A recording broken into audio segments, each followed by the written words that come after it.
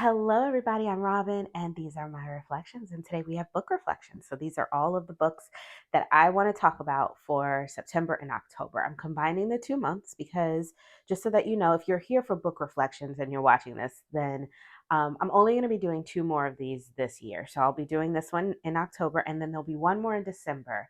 And then I'm moving all of the book reviews over to Instagram just because these videos have been seriously affecting my algorithm. I took September off on purpose. It's not because I didn't read any books. You'll see that in a minute. I read a lot of books. But but I took it off on purpose because I wanted to do a little bit of an experiment to see if it was indeed these videos. And it is. And I think it's because it's so different in theme from the other videos that I release usually throughout the month that has really been jostling my algorithm, knocking my algorithm around. I know you guys aren't here to hear about all of that, but it's just the fact that I had to like run to catch up for 2 weeks after I released every video for 8 months in a row. And finally, I was just like, you know what?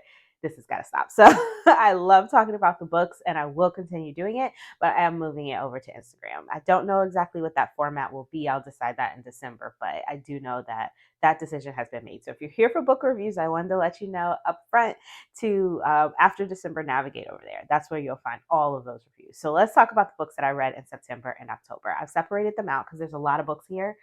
So I've separated them out by publisher. So we're going to start with Andrews McMeel.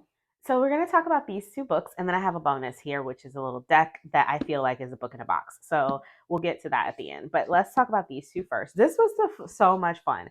This is Night at the Vampire Castle. Hang on, let me make a little space. This is a choose your own romance book, and I really enjoyed reading through this. I think I'm going to pack this away. This is if you like creature romance, this you can read this all year round. You know, if you're a creature romance reader. I know I read some in June, no problem. But for personally, I want to pack this away with my Halloween stuff and do this like every Halloween because I can redo it and go a different way or choose a different way and get a different story. So I'm excited about I'm excited about adding this to like my Halloween stuff, you know. But what you do basically is there's the prologue and all of the preliminary information.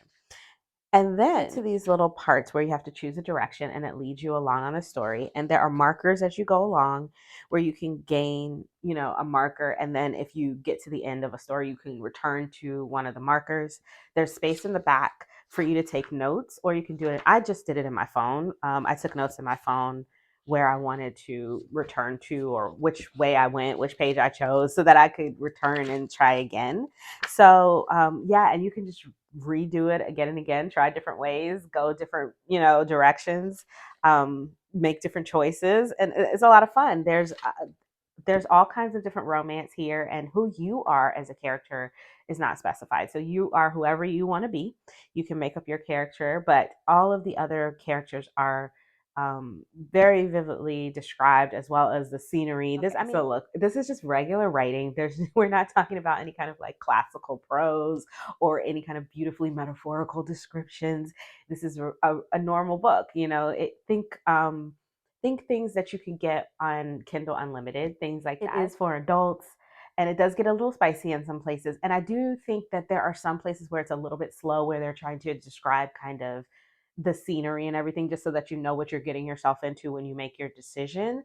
But other than that, this was a lot of fun. I really enjoyed this. So if you like a choose your own way kind of book and you like creature romance, you should pick this up and give it a shot. You can get it anywhere.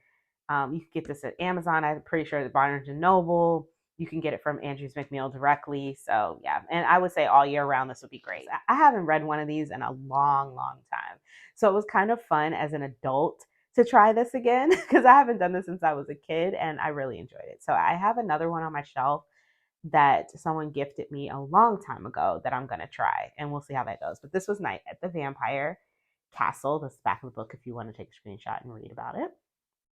Why Am I Like This is a book of research and personal experience on mental health in today's society. It is very contemporary and current, and it addresses things like all of the things going on with social media, things going on in the world, and all of how it affects us mentally. how it affects us as, just as our brains develop, and how our brains are developing a little bit differently now than they were back in the day, and that kind of stuff. And I thought that this was a fantastic read. It kind of feels validating to read something like this. I don't know, maybe I just needed to hear it.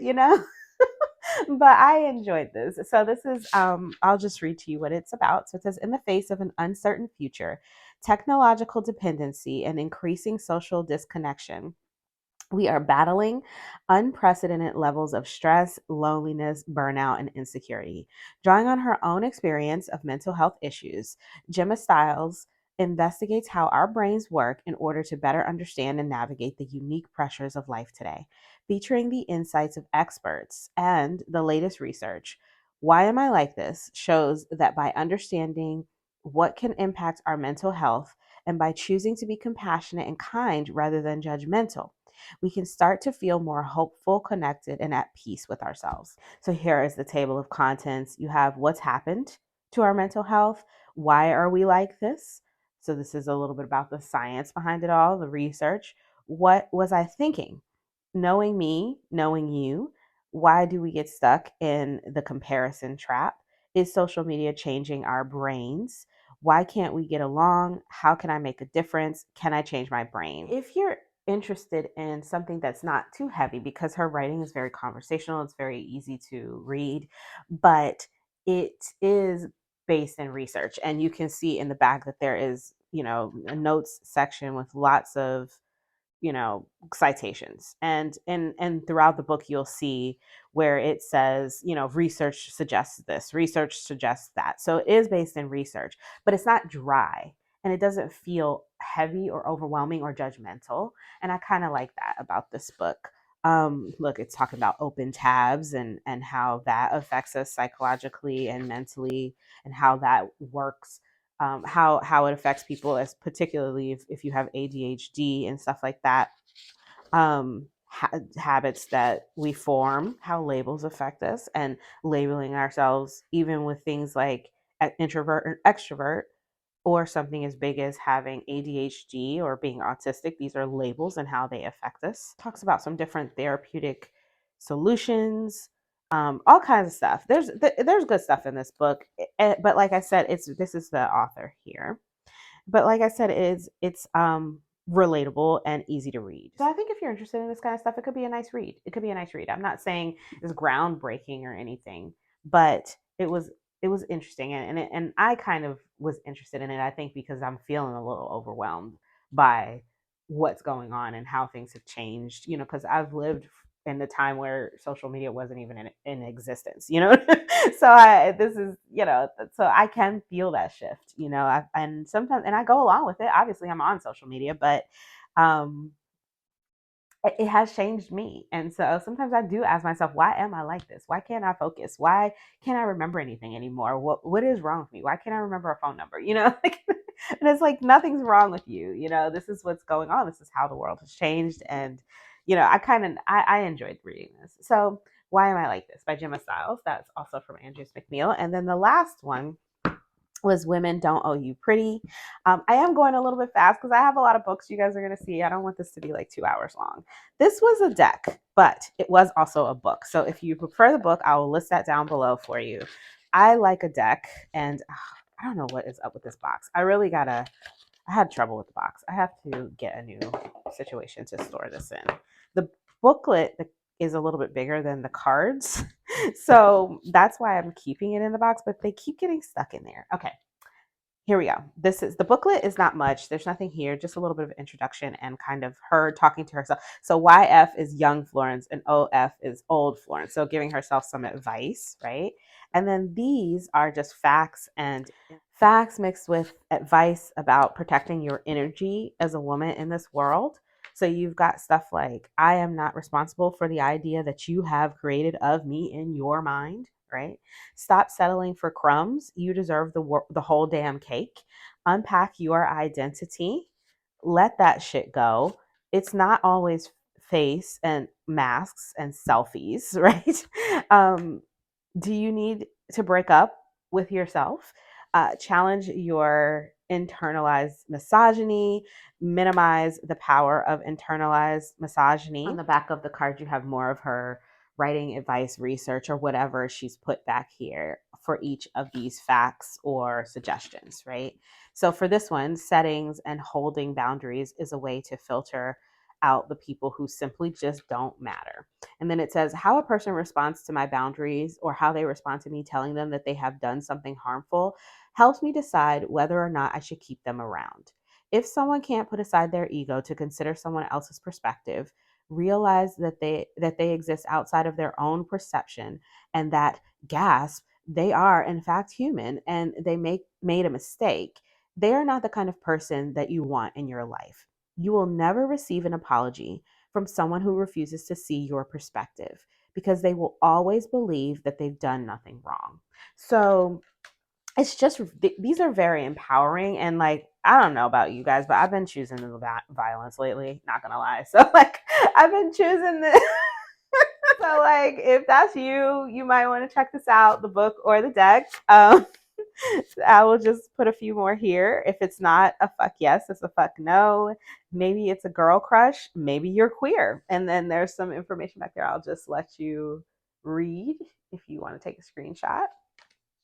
Um, Set boundaries. Some are just basic. Gender is entirely different to sex. And then, her write up there. So yeah, this has been very empowering, and then just meeting me kind of where I am right now. A woman should have the right to choose what she wants for herself, just as men have the right to. Um, Learn to fuck yourself. Don't be a passenger in your own life. Crumbs are only tempting when you're hungry. So you must ensure that you're always full on your own. Some of these are really powerful. If this is a date, is this a date or are we just hanging out? Good advice. You know what I mean? You don't want to get caught up falling for somebody who doesn't even see you that way. Dump them, mind your bias. Yeah, these are great. Lots of different challenges to face and some advice on how to face them. This is Women Don't Owe You Pretty. Like I said, it comes in deck and book form. Okay, let's do Llewellyn next. Let's start with Stories in the Stars. This was fun. It is a book of Greek myths and deities within Western astrology. So you've got the planets. So okay, let's just take a look. Here's the back if you wanna read that. And then it's just you have what you have here are you've got your planets and all of the gods that are associated and goddesses that are associated with the planets. You have the asteroids and the gods and goddesses associated with the asteroids. And then at the end, you just got a little bit of information about relationships and aspects, like what is a trine, what is a square, and all that kind of stuff. Harmonizing all of these voices within your chart, and then some recommended reading. Now, the way they break down. Okay, this in the beginning section is just a little bit of information about ancient Greece and how they venerated their gods and goddesses. Okay, so here let's look at Apollo, the sun god. Talks a little bit about him and how he is associated with the sun. Gives a little bit about his lore here. So we've got the birth of Apollo, his personality traits, the prophecy that goes along with him, relationships that he had, and then sibling rivalry and or anything that was going on there, archetypal resonance, and then how his all of the story goes along with sun energy, and then in your natal chart how that can apply. And then rulership of the sun, what does that mean if the sun is governing your astrological sign? So the sun governs Leo, and Leos are, gregarious, they're generous, and so forth and so on, and the qualities of Apollo and how they apply to Leo. And then it does that for all of the gods, for the planets, all of the asteroids. Yeah, this is cute. A little reference book. I think that this could be a really great supplemental reading for a Deck and Walk, or if you're just interested in reading about gods and goddesses in Greek mythology, this could be great. But also as a supplemental reading in your 10 days of Deck and Walking, or whatever you want to call that. I mentioned this book last time, Healing Burnout with Astrology and Tarot. This is also for Deck and Walks. And there's activities and journaling prompts and all kinds of other things that you can do every 10 days in here, in addition to the readings. But I think that this with this, and maybe a spread or whatever if you want, could be fun to kind of bring together in a deck and walk if you're interested. If you're not interested in doing spreads and stuff, but you want activities or further readings, I think that this could be something that you could add to that for sure. But if you just are interested in the deities, it's got some good information in there. I did finish the neuroscience of tarot, and I didn't end up doing any of the activities or journal exercises in here because I think I was just kind of like, let me just get through this. It was a lot of scientific information. I learned, I would say about 50% of it I knew, and 50% of it I learned some new things about how your mind works when it comes to some of this psychological stuff, right? So this is the physical reactions that happen when the psychological processes are happening, right? And I learned a little bit about that when I first read this. I thought, when I finish this, I'm getting rid of this book because I'm never going to read this again. It took me 2-3 months to get through 100 and something pages. But now that I've finished and I'm on the other side of it, I think I will keep it because I do still want to go back and do those journaling prompts. I just don't want to do them right now. I feel like I would maybe circle back. And I do like that there's a table of contents of those exercises so I can pick and choose as I want. And I also really enjoyed the illustrations in this book that help with the scientific stuff. Now I know I can get that online, but it's nice to have a book in the house. And I don't have anything else like this around. So the Neuroscience of Tarot, finished that one. And that's my review on that.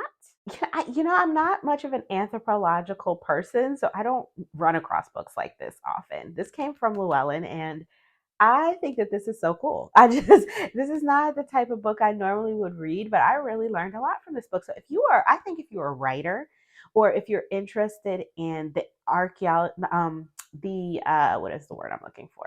The archetype of place in storytelling, and what those can represent, and what you can take from where a story is located, where a story is set.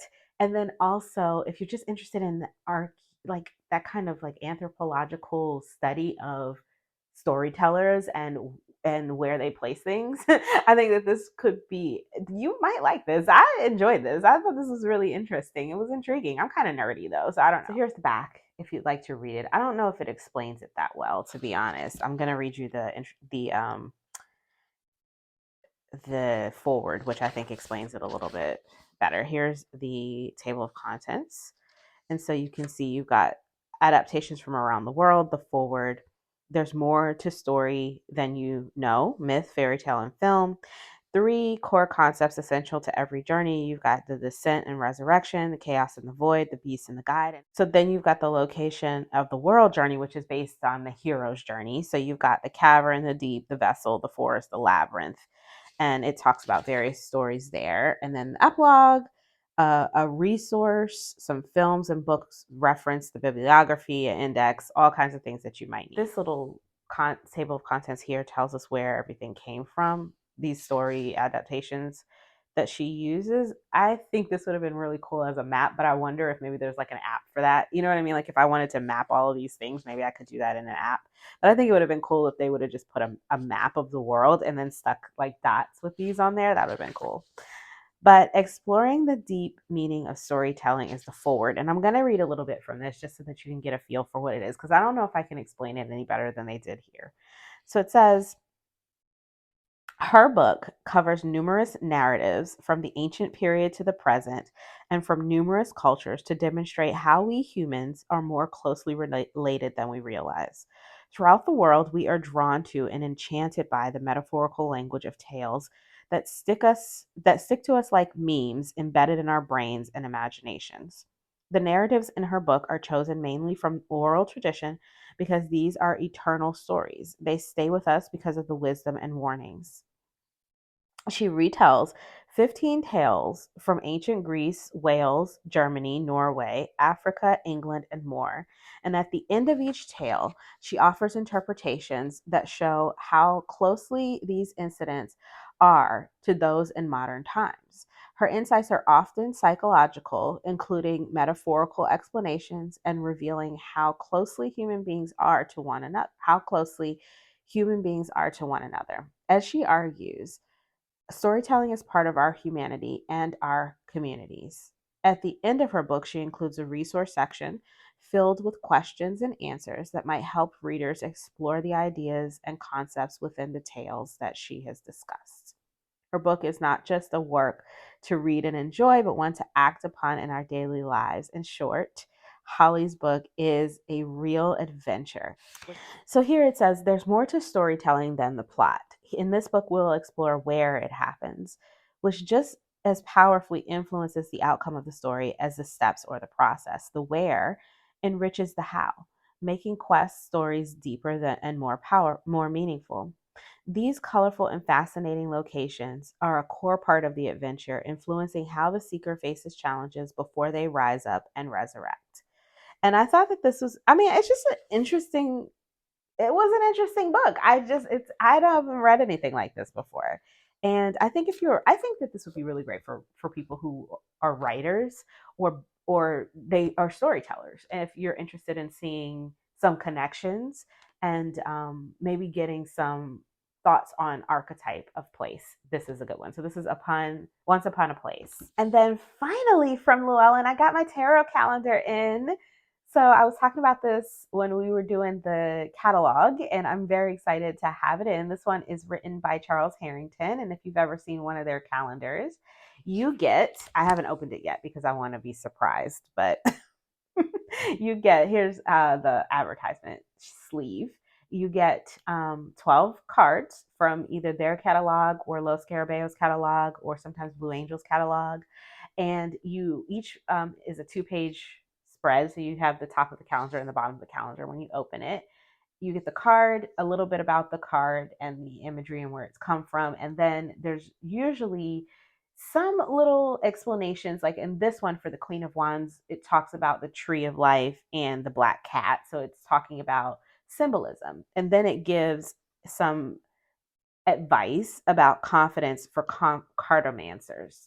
So not all of the months are the same. This month for June, you've got this, but in some months you might get a spread, and some months you might get some advice on, I don't know, one time I remember there was one on burnout, and it was just some steps to take if you burn out. There were steps to take if someone asks you a certain question, and how to do love readings. And everyone is different. Every month is something different for you to use as a tarot reader, to learn how to be, just to learn how to be a better tarot reader. And I really enjoy these calendars. Not only are they beautiful, big and beautiful, but they give some good information. And this one is written by Charles Harrington. You'll know I love a Charles Harrington write up. So I'm excited to have this. This is my first one from him. My others were all written by Barbara Moore. So I'm not opening this until January. So I can't show you any more because I like to be surprised. I like to look at each one as the month turns. So but that's the tarot calendar came in. Very excited to have that. So let's move on to Hay House. This is Grow a New Brain, How Spirit and Power Plants Can Protect and Upgrade Your Brain by Dr. Alberto Violdo. I hope I said that correctly. He is a medical anthropologist and a psychiatrist. And I actually pretty sure I have an oracle deck from him that he did. I have two that he did in combination with Colette Baron Reed. This book is about plants of the Amazon rainforest that people in the Amazon and also in Machu Picchu sages there use to for health. So it's all about that. And it just says here, I'm just going to read it. It says, as a medical anthropologist, he discovered that ancient Americans enjoyed a lifespan free from cancer, heart disease, and dementia. In this book, he shares the neuronutrients available today that can protect your brain and help you experience oneness with the sacred, a masterful blend of Western science and the wisdom of the ancient American sages. I think of all the brain books I read in the last 2 months, this was my favorite. I really enjoyed this. And I have already started. I've already started trying to integrate some of this stuff into my world. Here is the author. It talks about how to turn your kitchen into a shaman's laboratory, how to use shamanic meditative techniques to switch on genes for health and turn off genes for illness and disease, how to reverse damage the brain caused by free radicals, and restore the functioning of the mitochondria or power centers in your brain, and how to increase the amount of BDNF, brain derived neurotropic factor, that you produce, um, allowing you to grow new brain cells, neurogenesis, that will support neuroplasticity. Mixing this, because I read this after I read this one, Neuroscience of Tarot. So I had a little bit of information there, and I did find myself looking back at and that's why another reason I really want to keep this book. I found myself looking back at some of the pictures in here, some of these figures in here that kind of show things while I was reading this one. So I definitely want to keep that. But so it talks about why you need a new brain, the secret power in your belly, grow a wise brain, the promise of the higher brain, stress, both good and bad, upgrade your brain with BDNF, reduce free radical activity, heal your gut, make use of powerful pathways for the brain, arm yourself for the zombie invasion. This one is eliminating eliminating sentient cells with plant medicines. And then at the end, you've got this program that you can follow, and then what to do after and beyond once you've kind of started integrating it into your life. And, I mean, you can take and leave this stuff. It's not like you need to do every single thing it says in here, but I thought it was an interesting read. And some of these things did resonate with me. So I'm going to start, trying, because I have been having issues with my brain chemistry, my memory, and all kinds of stuff. And that could be attributed to my age, but anything I can do to help, I'm willing to try. And some of the stuff is really simple, like sunbathing. So I mean, I like food healing stuff, and yeah, this one right up my alley. And I like holistic and natural healing and food healing and all that kind of stuff. It's healthy to mix it, for me. And I definitely enjoyed this, and I have been taking some advice from it already. And I think that this is probably something that I'm going to continue to go back into again and again. If you want to see other food healing things, definitely search that up on my channel. I have another book or two that I've reviewed on this subject. So this is Grow a New Brain. We're halfway there. Let's do the next one. Our Alchemy by Amy Lee Mercury. This one was learn to sense energy fields, interpret the color spectrum, and manifest success. If you are interested at all in, sensing color fields or auras and being able to sense those, this is a guide on how to do that. It's written by a health expert and a medical intuitive.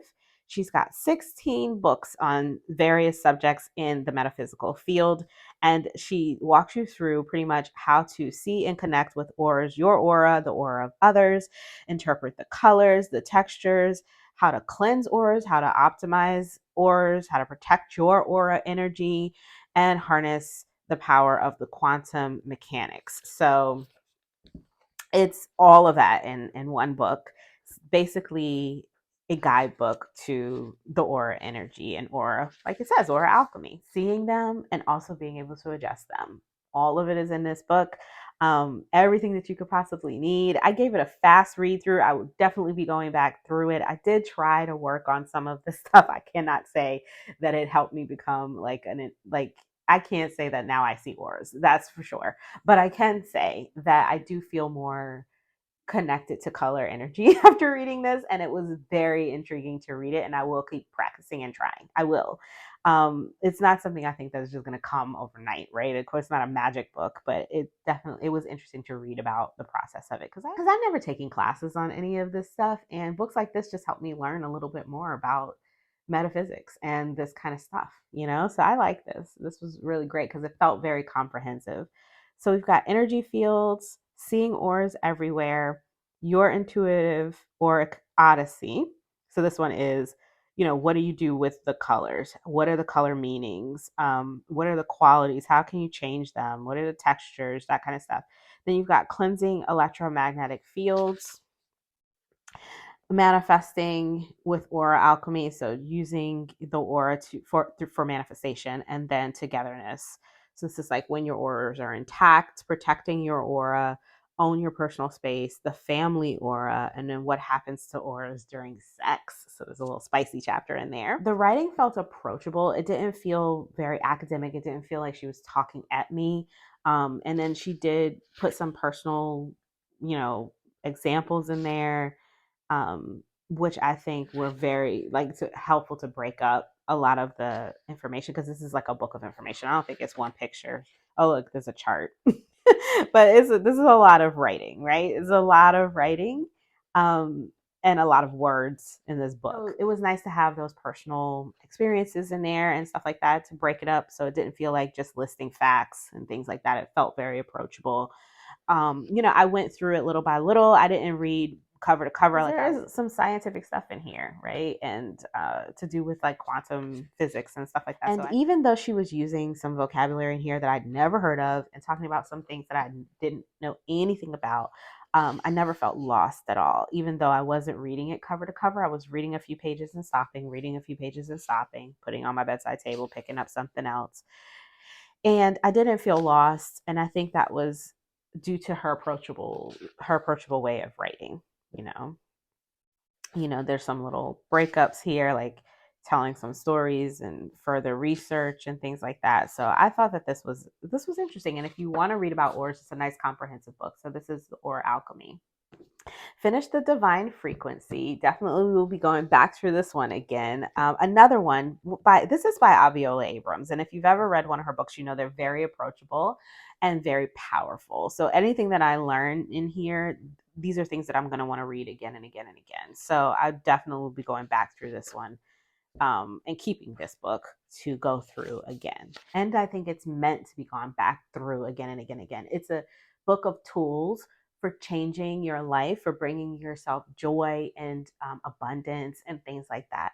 And she does it through giving us these laws that are just laws. They're divine laws that you can access anytime you want. So this is the principles, the Hermetic principles, the laws of manifestation. There's seven. The laws of spiritual alignment. There are 5 here. The laws of universal harmony. There are 3, and the law of integration. These are the divine laws, and she has presented them here to us with examples and experiments so that you can go through and access these laws for the things that you need to be able to upgrade your life. I think that this book is wonderful if you want to read about that kind of stuff, if you're into raising your vibration and stuff like that. The only thing I wish it had was an index. I love an index. So if I want to go back to it again, I wish it had an index that I could look in the back and say, okay, this is what I want to do. And this is where I need to be in the book for that. That's the only thing that I feel like this book is missing. Other than that, I love this. Very excited to have it. I don't like to put tabs in my books, as you can see, but I don't know. I might have to tab this one up. We'll see. The next time I go through it. I didn't do it this time. So this is the Divine Frequency. Harness the magic of universal laws for transformation, manifestation, and freedom by Aviola Abrams. So that was the last Hay House book. Now we're moving on to Red Wheel Wiser.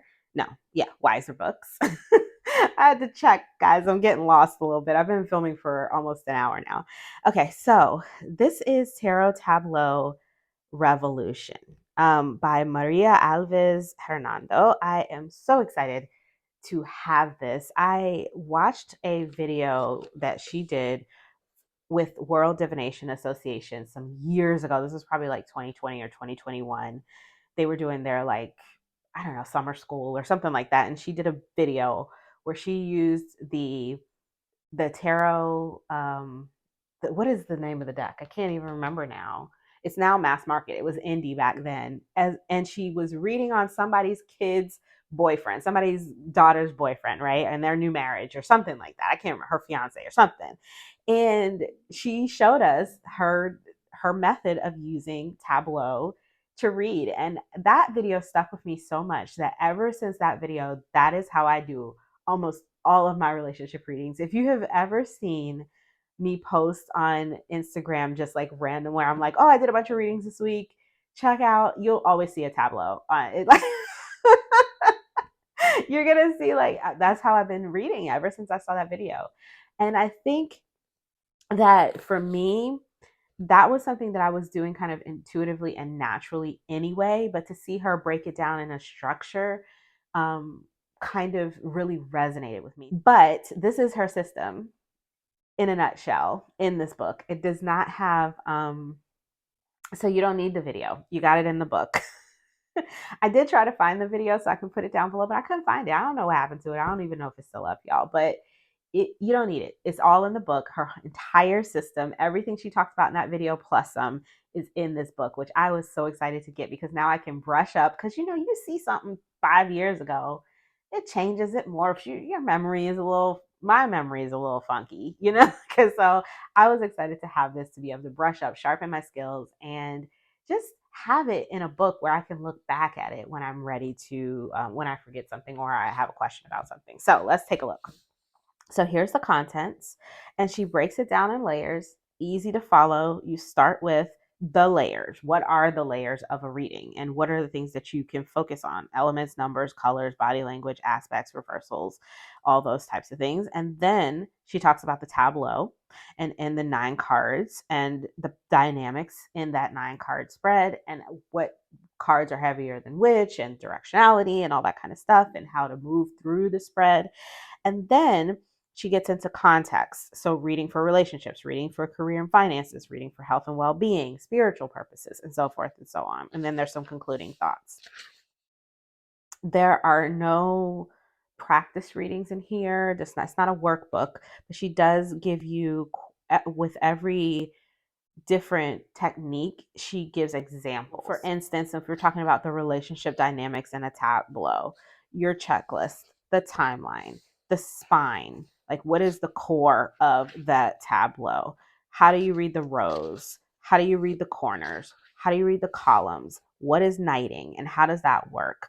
All of these things are explained in here. Here we have directionality, a practical example. And she goes through and tells you exactly how she would use directionality to read this particular spread where you can see the cards because she's giving you the pictures of the cards. So you can follow along with her, right? Example number 2. And this is what's going on. This is what Oscar is asking. Here's the example. You use these cards step by step, how we read it, and then the final answer. So let's answer Julian's question or Oscar's question. This is the answer after we've gone through all of that. And she goes through each one. Let's look at the rows. What did the King of Swords and the Two of Pentacles and the Magician represent? What is the first column? What's the second column? What are we going to take from that? And it goes through each one. And I think that this is, if you are looking to learn how to read in a tableau, this is basically a class in a book form.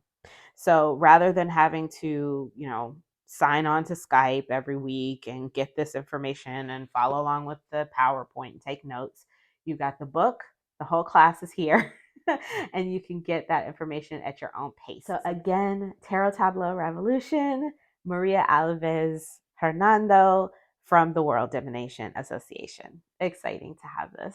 So these two, so I read Mary Magdalene Revealed by Megan Watterson a few months back. And now I'm just kind of interested in Mary Magdalene. So I requested these two. I found these two for to be able to request for review from Inner Traditions. And these are actually published by Bear & Co., which is one of their imprints. So I requested them and I did read them. And I will say that I don't know. I don't know how I felt about either one of them, to be honest.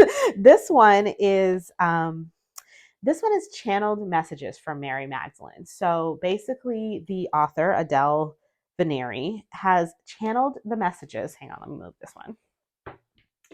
Has channeled messages from Mary Magdalene to help with love, to help with, so it says find the love that you seek, how to take responsibility for being the creator of your own life. And then also she reveals like new Akashic rooms that you can become aware of, the multidimensionality, and learn to create your own reality, connects with Miriam and feminine and masculine archetypes. So this is, she has channeled messages at a soul level and put them in this book. So basically, she is writing as Mary Magdalene in this book. You can take that how you want. For me, it didn't hit. You know what I mean? Like it didn't hit for me. I just wasn't feeling this, but I did read it, and there's some good tidbits in here. But I just wasn't. I don't know. Something about it just wasn't. It felt a little pretentious to me, and so did this one. To be honest, both of them. But so here's the table of contents, just so you can see. And it says in the beginning that this is a book that needs to be for you in order for you to really be able to get from it. So you need to feel like this is for me. And I guess I just didn't feel like this was written for me. You know, it says that every sentence was written for you, every concept awakens in you, every invitation is a warning so that you can transform your life. It just didn't feel very personal to me. But I will say that if you do feel connected to this person's channeling energy and the writings in here, that this could be a very powerful book for someone who feels connected to this. So I'm just going to read a little bit from it so you can see how you feel. The first chapter is just about, she just explains what's going on here, that she's talking about her encounter with Mary Magdalene and then some history of Mary Magdalene. And then she talks about my encounter with Miriam.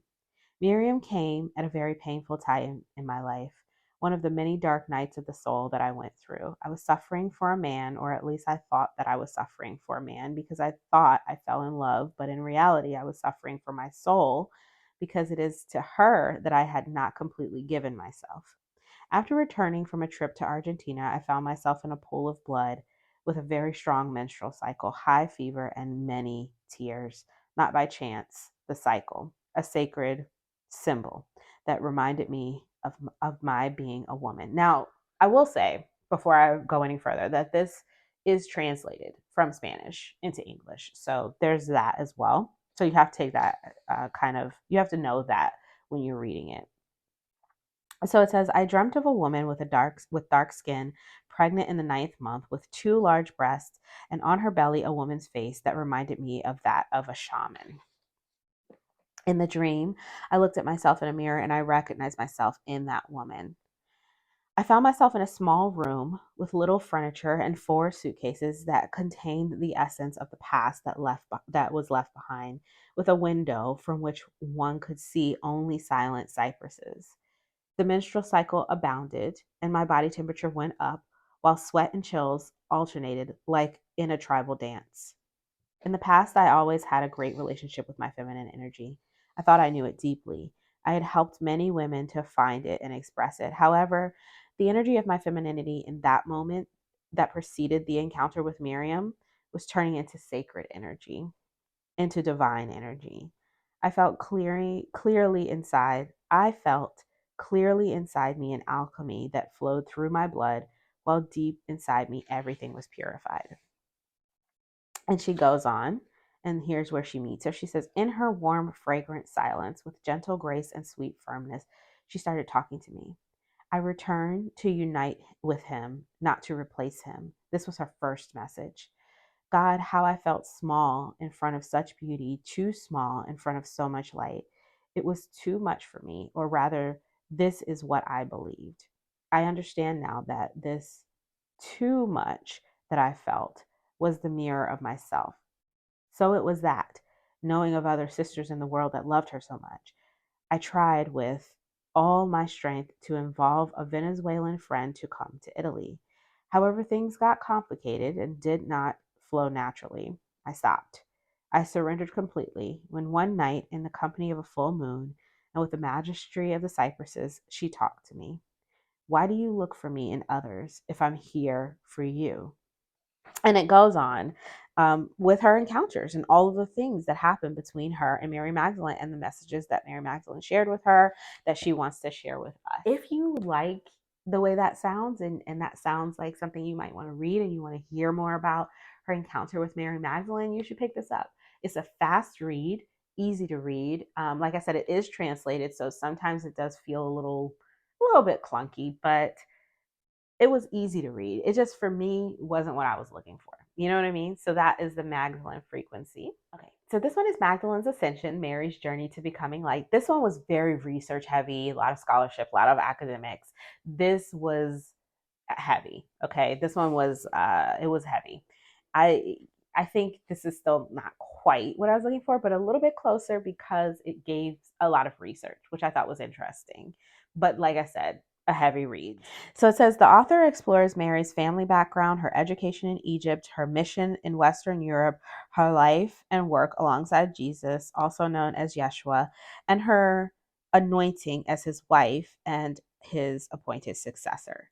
Though not recognized by the patriarchal disciples, Peter, Andrew, and Paul, the author presents the evidence of Mary's role through biblical, historical, archetypal, and recent channeled sources and regression reports, including those of Dolores Cannon, Stuart Wilson, Joanna Prentice, and Claire Hartstrong.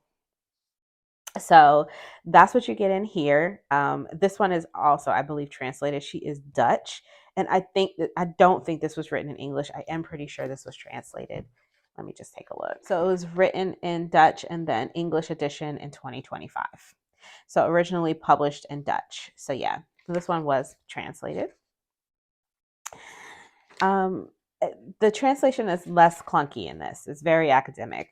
So I didn't have any issues with the translation. Okay, so the first part is about her family, the public years and after, what happened to Yeshua after the crucifixion, what happened to Joseph, and the footsteps of Mary Magdalene, ascension in the 20th and 21st centuries. So this is closer to what I was looking for when I was looking for a Mary Magdalene book, because the first one that I read, Mary Magdalene Revealed, was more. It was it was more was a lot of prose and life experience as she discovered Mary Magdalene, which I loved reading. But I wanted something more historical, more research based. That one was research based. Don't get me wrong. I'm not trying to say it wasn't. I'm just saying I wanted something more academic and historical, right? And so this was closer to what I was looking for. And that's why the other one was kind of like not really hitting the mark. But this was a heavy read. There was a lot of this was a lot to get through. So I'm not going to say that this was like a fun read. This was definitely not as joyful a read as Mary Magdalene Revealed, and it wasn't as sort of like conversational a read as the Magdalene Frequency. So we've got three different versions of Mary Magdalene. Information there that you can choose from. So those are those two, Magdalene's Ascension and the Magdalene Frequency. Also got Tarot as Storyteller, Psychic Development, Cartomancy, and Reading the Web of Fate by Sally Crow. This is a book for psychic tarot reading, and it's a comprehensive book on all of the things that you need to know to read cards as a psychic. That's it. It's all of those things. That's what it is. It is a comprehensive book on how to, right? So it says it's a guide on the art of cartomancy, psychic medium. Sally Crow shows novice and seasoned practitioners alike how to read divination cards with greater accuracy and more profound insight.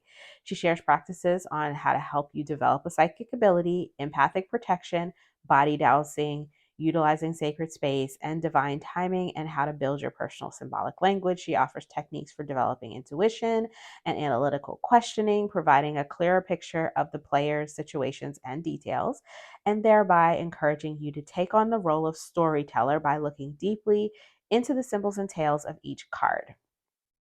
Expanding each concept of the card's symbolism, she explores the meanings of the tarot and oracle cards through activated prayer, spell work, and guided journeys that introduce the major arcana as personal experiences. And the minor arcana doesn't have any of that. It's just for the majors.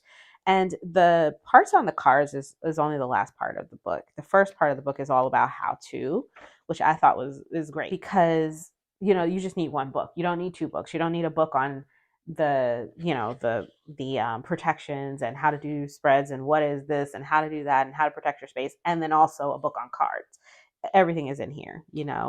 So you've got Becoming the Seer. It talks about divination, cartomancy, evolution of your psychic evolution, your empathic ability, your sacred space. There's guided meditation and intuition and what that is and how to do it.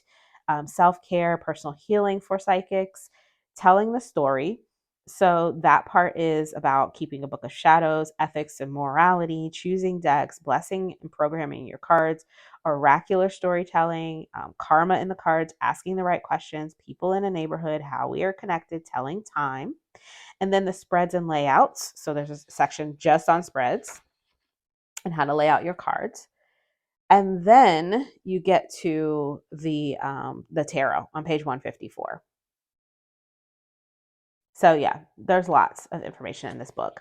I think it's a nice comprehensive guide, and if you are interested in it, you should definitely pick it up, especially if you're just looking for something that's got it's like an all-in-one. The spreads, there were moon spreads, soul level spreads. You can see the list of spreads there if you're interested in knowing what kinds of spreads there at the bottom. Start at the emperor. You get the picture, and then what the emperor represents, and then asks you, what do you notice? Talks about some of the symbolism and how you can use it in your storytelling and when you're doing a reading. What does it represent? So the ram represents strength, determination, male virility. The ram is symbolic of the offensive nature of masculine leadership. Masculine can be determined as the manly man or the protective energy, straightforward approach, depending on the context, right? So then there's a meditation. You would need to, for me, I would probably record this in a voice note and then let it, listen to it as I was doing the meditation. But that is, there's a meditation for each major. And then you go on to the next one. In the minor, well, I think it does this also for the courts. Hang on, let me just look before I get into it too much. Okay, so it talks about the different suits and what they represent. Okay, no, there's no meditation. So it just talks about the upright and reversed meaning. So here's the Page of Wands. And you can take a screenshot, and here's the second part to that, the shadow.